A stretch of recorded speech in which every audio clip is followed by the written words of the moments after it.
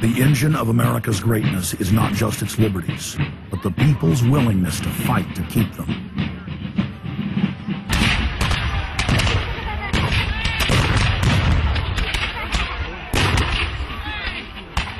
Hundreds of other nations have had much larger populations and greater resources, but have never produced 1/10 of the wealth, science, and art that the United States has. Why? In America, you had an amazing situation because you had the founding fathers who figured out that they could deconstruct the monarchy in such a way and then reproduce it with the three primary branches of government in a way that would create checks and balances and separation of powers. So you could have room, therefore, for individuals to work within the context of a cooperative, which is a democratic system of government. But it would still have enough room for individuals to rise up and become profitable and self-sustaining and rich in the pursuit of happiness without becoming dictatorial. But unfortunately, over the years, since all of those separation of powers have been cut away, and all of the beautiful design by the founding fathers has been co-opted by one corporate entity, one corporate communist entity, you don't have that anymore. So what we have, we're back to where we were before the revolution. You have one monolithic state. For the first 100 years or so of the United States, after the 1700s, when we freed ourselves from British rule, no corporation was given a charter in the United States unless it served the public good. It had to prove that. And then its charter only lasted for 10 years, or sometimes as long as the project to build a bridge or canal or something lasted. But it had to be up for review, and it could only get charters if it was shown that it was serving the public interest. That changed, primarily because John D. Rockefeller kind of bribed Delaware and New Jersey to begin with into accepting a different system where he said, listen, if I pay you lots of money in terms of taxes, etc., I want to be licensed and not have to serve the public good. I want to be able to get around that law. And state after state after state changed at that point. In the United States, our Constitution and Bill of Rights recognizes that individuals have innate freedoms that can never be taken away by any government. For the first time in history, the people were unbound to reach for their full potential, producing and outcompeting every other nation on earth. The rights of free speech, self-defense, private property, due process of law, and many others ignited a revolution in human development that threatened the despotic rule of monarchs and tyrants worldwide. But the corrupt elites had studied history. They knew that great civilizations could only fall from within. They know from previous experience and history that civilizations come and go and dwindle. They know the reasons why they come and go. Isn't the only hope for the planet that the industrialized civilizations collapse? Isn't it our responsibility to bring that about? Morty Strong, founder of the UN Environment Program, from his opening speech, Rio Earth Summit, 1992. Morty Strong is the man who said that they would never allow another country to rise up as powerful as America. It will never be allowed to happen again.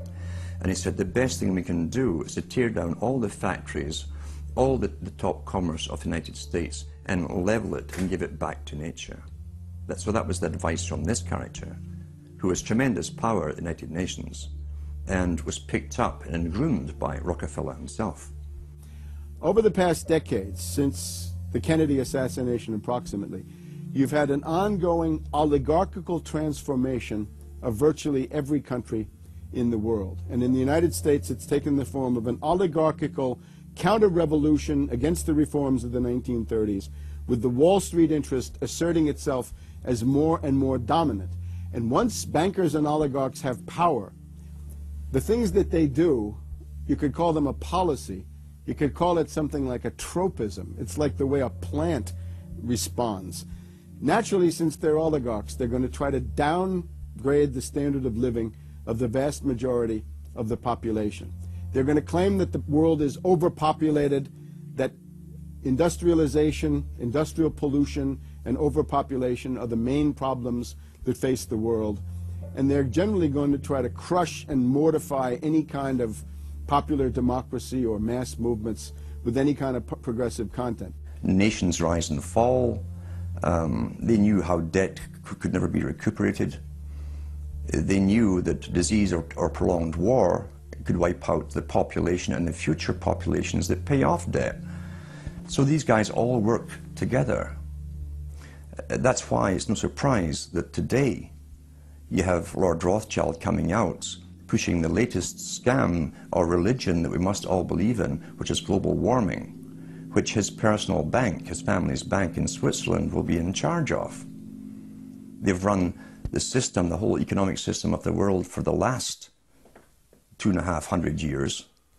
So why shouldn't they also run the economic system for the next few hundred years? The question of a ruling class, oligarchy as a ruling class, is posed by Plato in the Republic, where we find that oligarchy is a constitution full of many evils, where the rich dominate the government by buying it, and the average individual or the poor count for absolutely nothing.